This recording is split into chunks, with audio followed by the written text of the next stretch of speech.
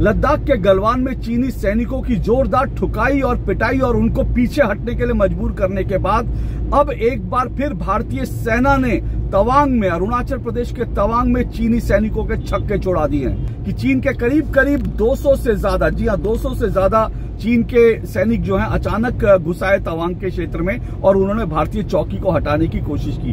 भारत के सिपाहियों ने, भारत के जवानों ने चीन की सेना को जो है न सिर्फ उनके साथ उनकी हाथापाई हुई बल्कि चीन की सैनिकों को वहां से खदेड़ दिया और चीन के सैनिक जो है भाग गए वहां से। तो चीन से तो हम लड़ ही लेंगे, हमारे सैनिक चीन को मुंह तोड़ जवाब देने के लिए काफी हैं, लेकिन सवाल यह है कि भारत के अंदर जो चीनी एजेंट बैठे हैं उनका आप क्या कीजिएगा। ये भारत के लोग हैं, भारत में बैठे हैं, लेकिन जो है ये चीन के गुणगान करते हैं और भारतीय सेना को नीचा दिखाने की कोशिश करते हैं। इनका आप क्या कीजिएगा। गृह मंत्री ने एक बड़ा खुलासा किया, उन्होंने कहा लगभग 1 करोड़ 30 लाख से ज्यादा पैसे जो है राजीव गांधी फाउंडेशन को चीन से मिले हैं।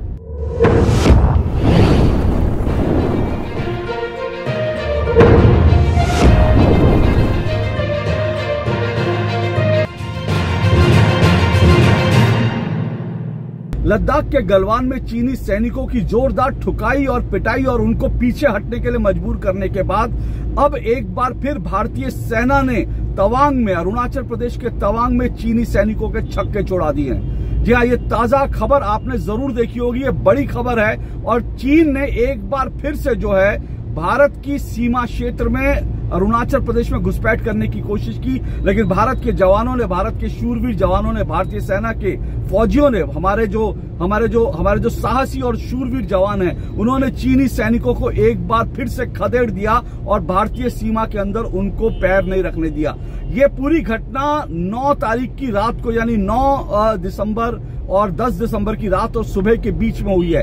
दरअसल इस वक्त अरुणाचल प्रदेश में बर्फ पड़ने लगी है, वहां के कुछ इलाके जो हैं वो बहुत ठंडे हैं और वहां पर जो सीमा है, वहां पर जो भारत और चीन के बीच जो नियंत्रण रेखा है, वो दरअसल उसको LAC बोलते हैं, यानी actual line of actual control. ये दरअसल जो है इसको लेकर के भारत और चीन के बीच हमेशा विवाद रहा है। चीन कहता है कि हमारी वो कोई ऐसे डिमार्केशन नहीं हो रखा, तो इसलिए चीन कहता है ये हमारी जगह है, भारत अपनी जगह पर बैठा हुआ है।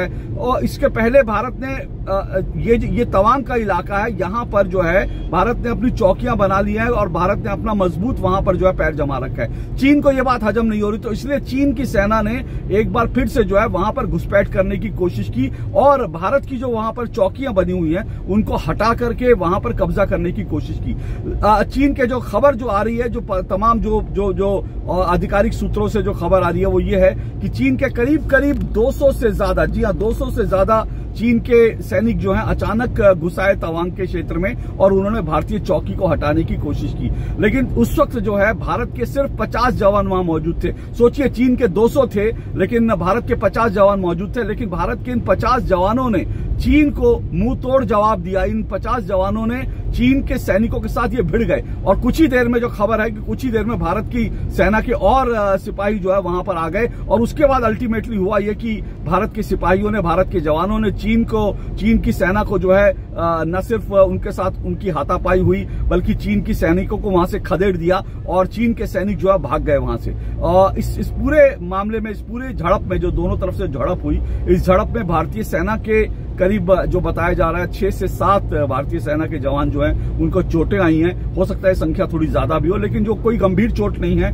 मामूली चोटें हैं, कोई गंभीर रूप से घायल नहीं है। चीन के जो है करीब 30 से 40 लोगों को, जवानों को चोटें आई हैं। इसका मतलब क्या हुआ, गलवान में जिस तरह से भारतीय जवान थे, 20 जवान भारत के शहीद हुए थे, लेकिन उन्होंने 40 से ज्यादा चीनी सैनिकों को ढेर कर दिया था। उसी तरह से यहाँ पर भी तवांग में भी भारतीय सैनिकों ने जो है अपनी शूरवीरता दिखाई है, भारतीय सैनिकों ने यहाँ पर भी जो है चीन को खदेड़ दिया। तो ये दिखाता है कि चीन जो है दरअसल वो बाज आने वाला नहीं है। भारतीय सेना को हमेशा सतर्क और अलर्ट रहना पड़ेगा। लेकिन एक बात और है कि इसमें ये एक बात दोबारा साबित हो गई कि चीन की सेना भारतीय सेना के आगे वीरता में और जो है साहस में चीन की सेना कभी खड़ी नहीं हो सकती। चीन की सेना जो है वो धोखे से घुसपैठ करने की कोशिश जरूर करती है, लेकिन भारतीय सेना जब आमना सामना होता है तो भारतीय सैनिक जो उनको मार भगाते हैं। इसका मतलब साफ है कि चीन की सेना भारतीय सेना का मुकाबला नहीं कर सकती और जब चीन ऐसा करेगा, चीन को मुंह तोड़ जवाब मिलेगा और चीन को जो है पीछे हटना पड़ेगा। इस घटना से एक बार पहले गलवान और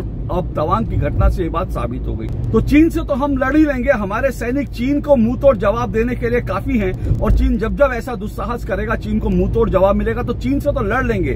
भारत के सैनिक चीनी सैनिकों को खदेड़ देंगे। लेकिन सवाल यह है कि भारत के अंदर जो चीनी एजेंट बैठे हैं उनका आप क्या कीजिएगा। ये चीनी एजेंट जो दरअसल भारतीय सेना को और भारत को हमेशा नीचा दिखाने की कोशिश करते हैं, ये भारत के लोग हैं, भारत में बैठे हैं, लेकिन जो है ये चीन के गुणगान करते हैं और भारतीय सेना को नीचा दिखाने की कोशिश करते हैं। इनका आप क्या कीजिएगा।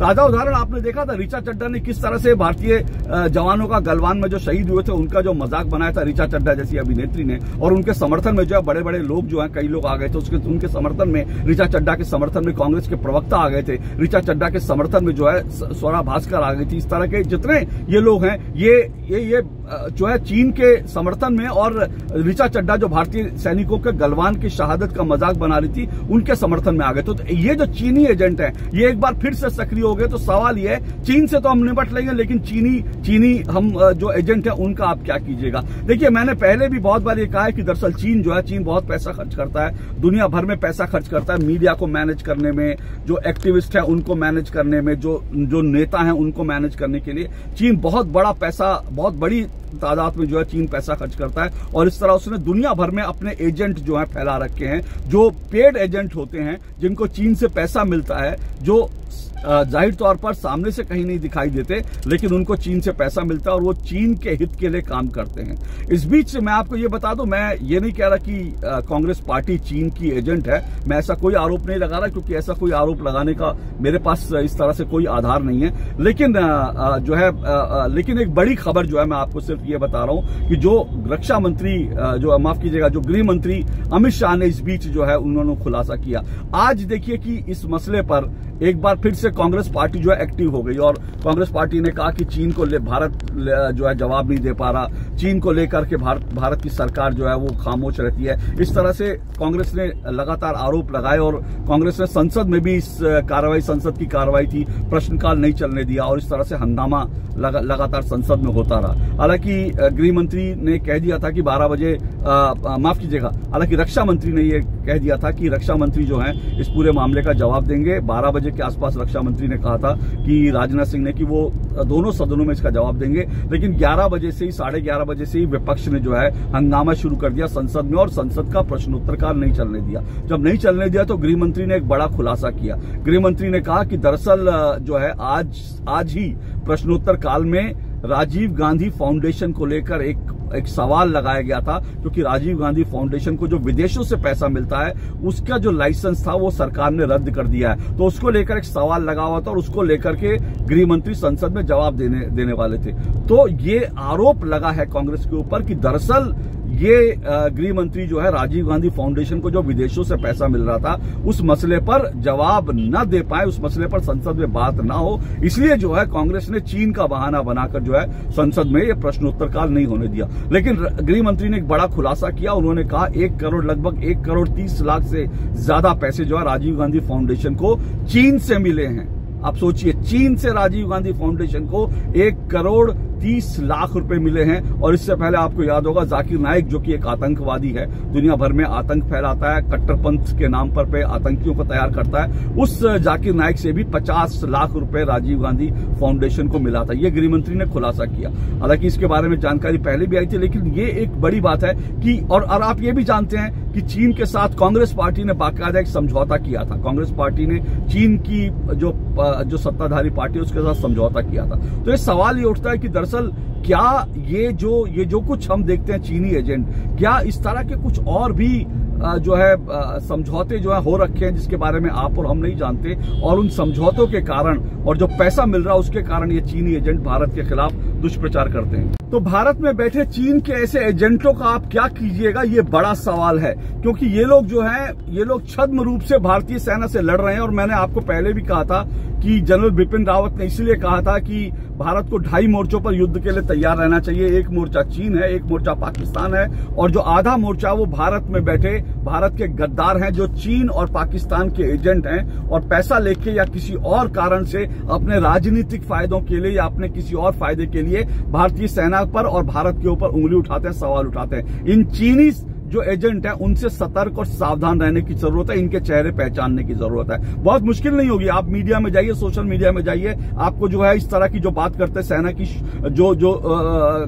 सेना की शूरवीरता पर जो सवाल उठाते हैं, भारतीय जवानों की शहादत पर जो सवाल उठाएंगे, आपको समझ आ जाएगा ये चीनी एजेंट हैं और चीन से कुछ ले दे करके दरअसल चीन के लिए काम कर रहे हैं। दरअसल गलवान में मुंह की खाने के बाद चीन और चीन की सेना ऐसा इसलिए कर रही है क्योंकि चीन के राष्ट्रपति घरेलू समस्याओं की तरफ से चीनी जनता का ध्यान जो है हटाना चाहते हैं। आप जानते हैं कि इस वक्त कोरोना को लेकर के भारत जो है कोरोना से पूरी तरह से उबर चुका है, लेकिन चीन में कोरोना को लेकर हालात बहुत खराब बनी हुई है। पिछले दिनों चीन में जो है कोरोना को लेकर ऐसा लॉकडाउन लगाया गया कि लोगों के घर जो है बाहर से बंद कर दिए गए, ताले लगा दिए गए, लोग अपने घर से निकल नहीं सकते। ऐसे में जो है कई बिल्डिंगों में, कुछ बिल्डिंगों में आग लग गई और उसमें कई लोग जलकर मर गए, जिसमें छोटे छोटे बच्चे भी थे। उसको लेकर चीनी सरकार के खिलाफ जो है जबरदस्त विद्रोह हो रहा है और चीन के राष्ट्रपति शी जिनपिंग जो हैं वो बाकायदा वो अपने संविधान में ऐसी व्यवस्था बना चुके हैं कि वो जब तक चाहें तब तक चीन के राष्ट्रपति रह सकते हैं। लेकिन चीन के राष्ट्रपति के खिलाफ जबरदस्त विद्रोह हो रहा है और चीन के लोग जो है वहां पर जिस तरह से चीन की स्थिति है, चीन में महंगाई जो है बेकाबू हो रही है, चीन में लोग जो है कोरोना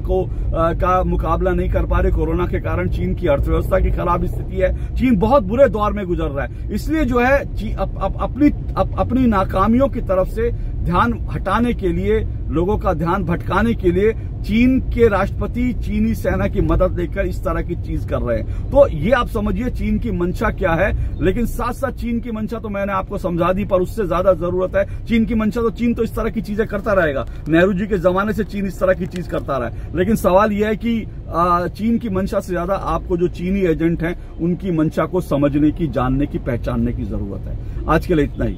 नमस्कार।